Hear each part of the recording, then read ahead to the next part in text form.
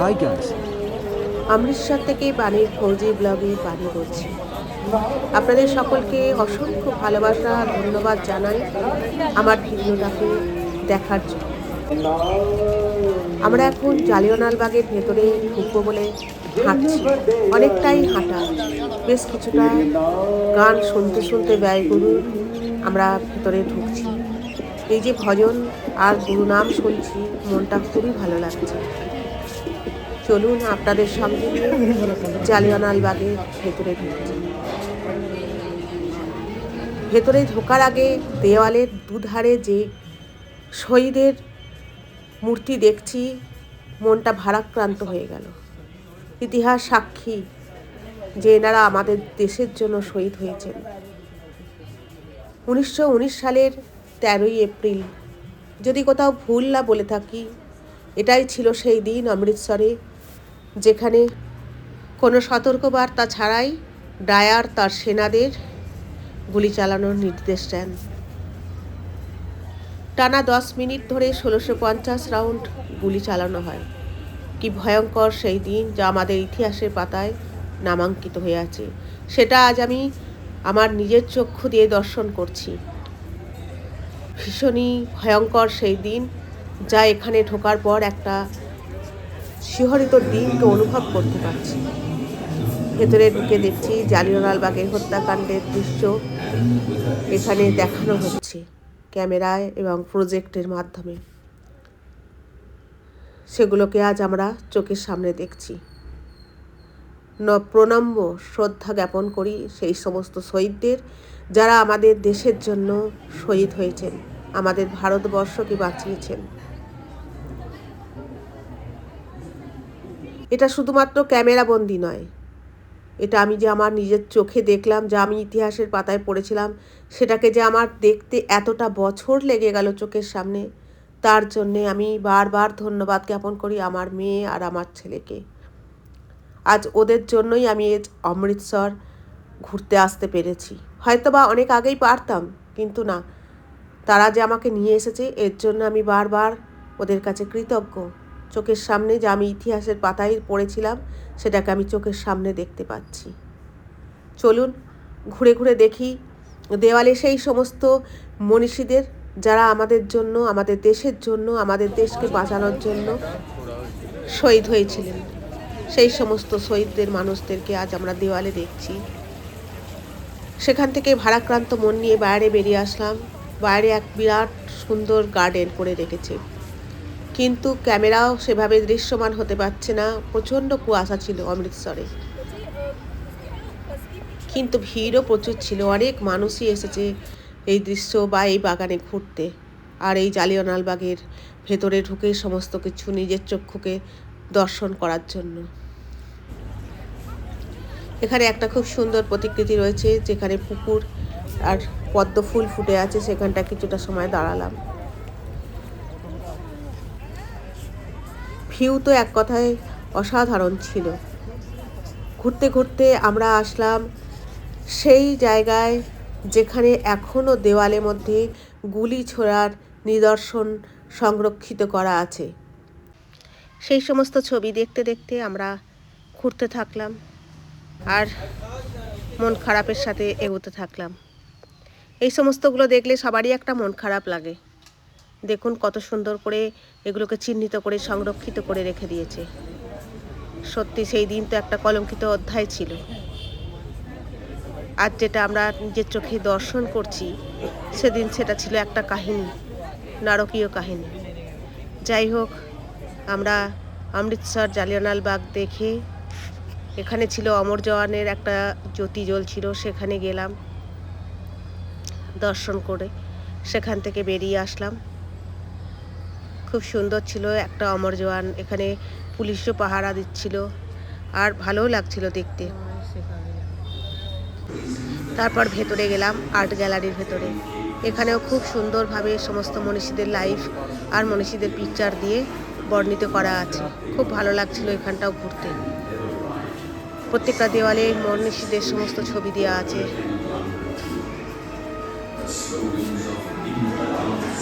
আর ভেতরে খুব সুন্দর ভগৎ সিংয়ের একটা ছোট্ট ফিল্মও দেখানো হচ্ছিল, তো সেটাও আমি একটুখানি দাঁড়িয়ে দেখলাম। খুব সুন্দর লাগছিল ভগৎ সিংয়ের এই ছবিটা দেখতে, সিনেমাটা। যাই হোক, আমরা তো ভালোভাবেই এখানটা দর্শন করলাম।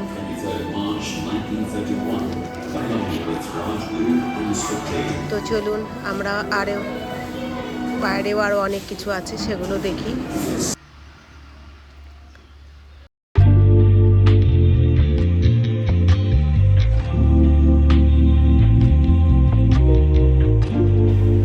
ভিতরের এই সমস্ত ইতিহাস দেখে বাইরে বেরিয়ে আসলাম। বাইরেটাও তো এক কথায় খুবই সুন্দর। সেখানেও খানিকটা সময় আমরা মার্কেটের মধ্যে ঘুরতে থাকলাম।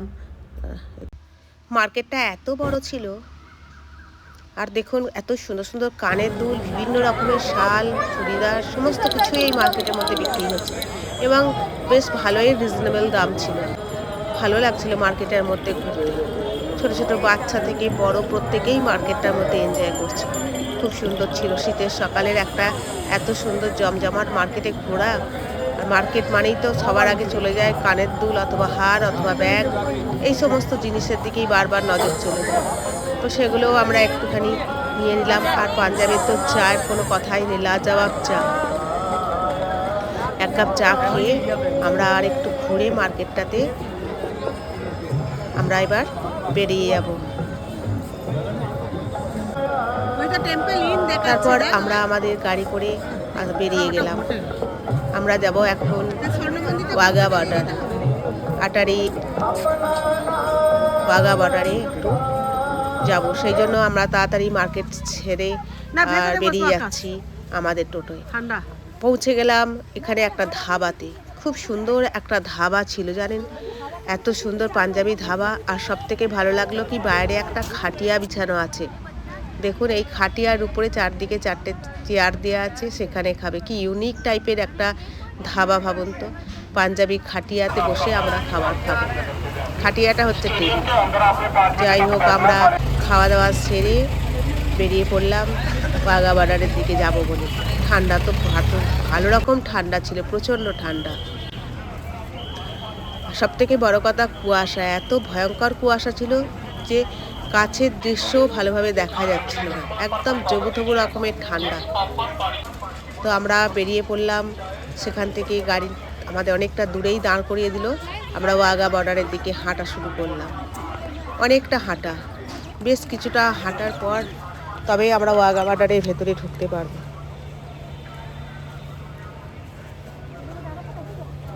তো চলুন হাঁটতে হাঁটতে যাই। এই হচ্ছে সেই আটারি বিএসএফ ক্যাম্প, যেখানে আমরা এখন যাচ্ছি। ঠান্ডা তো খুবই ঠান্ডা, এখানে তো ভালো রকম ঠান্ডা ছিল, টেম্পারেচার প্রায় 0 ডিগ্রির কাছাকাছি। আটারি বর্ডারের পাশ দিয়ে আমরা আস্তে আস্তে হাঁটছি ভেতরে ঢুকবো বলে। ভিড়ও ছিল প্রচণ্ড। আর বিএসএফের ক্যাম্পটাও ছিল খুবই সুন্দর। প্রত্যেকটা জায়গায় খুবই সুন্দরভাবে বর্ণিত করা হয়েছে। চোখের সামনে নিজে থেকে দাঁড়িয়ে দেখলে খুব ভালোই লাগে এই সমস্ত জায়গাগুলো। তো চলুন হাঁটতে হাঁটতে আমরা যাই, ওয়াঘা বর্ডারের ভেতরে ঢুকবো। আজকে ওখানের প্যারেড আমরা দেখব এবং কতটা সুন্দর লাগে সেটা আপনাদেরকেও দেখাবো। আমার মনে হয় আমার এই ব্লগটা একটা বা দুটো পার্টে হবে না, অনেকটাই পার্ট লাগবে। তো আমি টুকরো টুকরো পার্ট করেই আপনাদের সামনে সেটা তুলে ধরবো। এই ছিল এন্ট্রান্স, ইন্ডিয়ার গেট। বিএসএফের ক্যাম্পের ভেতরে আমরা ঢুকে পড়েছি। আরও মানুষ আসছে, অসংখ্য মানুষ আসছে এই প্যারেডকে নিজের চোখে দর্শন করবে বলে। আর সত্যি প্যারেডও তো এক কথায় অসাধারণ প্যারেড ছিল। তো চলুন আপনারাও আমার সাথে ইন্ডিয়া গেটের ভেতর দিয়ে আমরা ভেতরে ঢুকে বিএসএফের ক্যাম্পে ওদের প্যারেড দর্শন করি। ভেতরে ঢোকার আগে এক সুন্দর গান চলছিল, শুনুন আপনারাও আমার সাথে।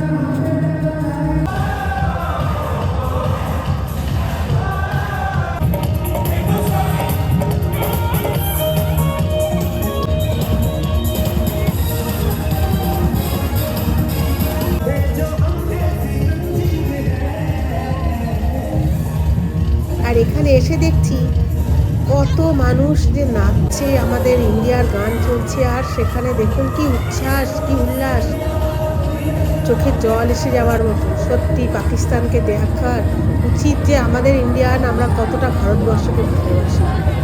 প্রত্যেকটা মানুষ এখানে প্রাণ খুলে নাচছে। তো চলুন, অনেকেই এখানে দাঁড়িয়ে ভিডিও শ্যুট করছিল, যদিও আমি সেটা করিনি।